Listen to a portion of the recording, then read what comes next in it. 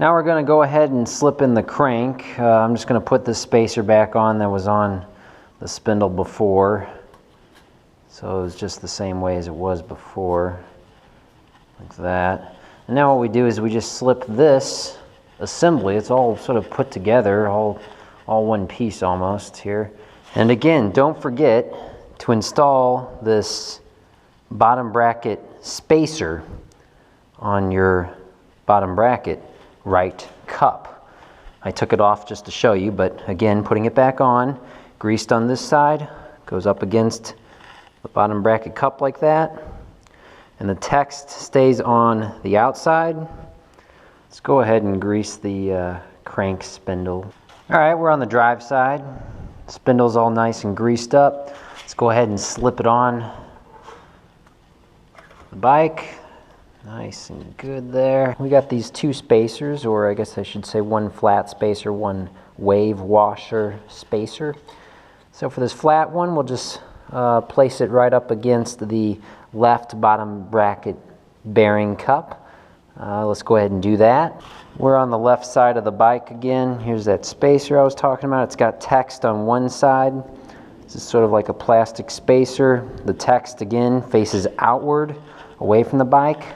Let's just come down here. Again, the bearings are underneath this green gasket or strip or whatever. I'll just slip that in there like that, which is good. We want to grease the outside of it, so let's go ahead and do that.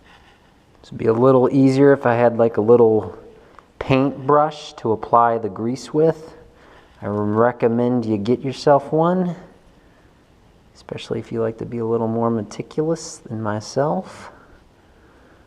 Next is the wave washer. Just go ahead and slip the wave washer on. Just like that. So now all we have left is the left crank arm.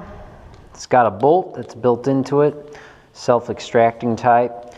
So let's just go ahead and slip on the left crank arm. Again, making sure that it is, well, just making sure that it is 180 degrees with the other crank. Otherwise you'd be looking pretty goofy trying to pedal your bike down the road.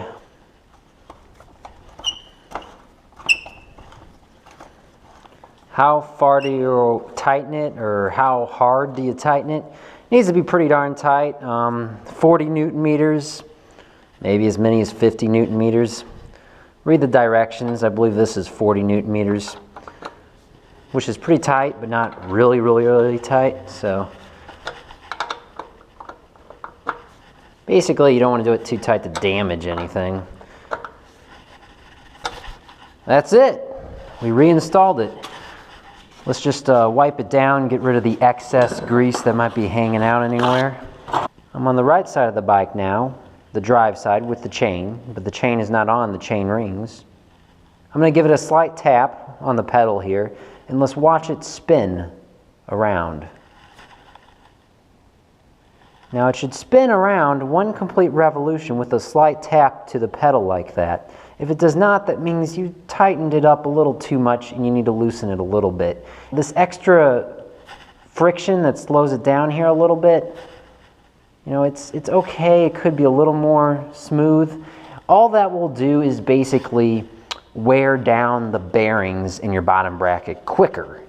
It's going to make it a little more work, a little more friction, a little bit more difficult when you're out on the road riding. If it's very loose though, then you got a whole nother issue. You know, I don't know, it could theoretically fall off. You don't want that to happen on the road. So you want to make sure it's tight, but again, you know, play around with it. You don't want it too tight. Otherwise you're going to wear away the life of your stuff. Alright, that does it. Got to put the chain on and head outside and go for a ride. This concludes the FSA 386 Mega Evo Road crankset installation. If you have any questions, go ahead and leave them in the comment section below. Like and subscribe. We'll see you next time. BikeBlogger out.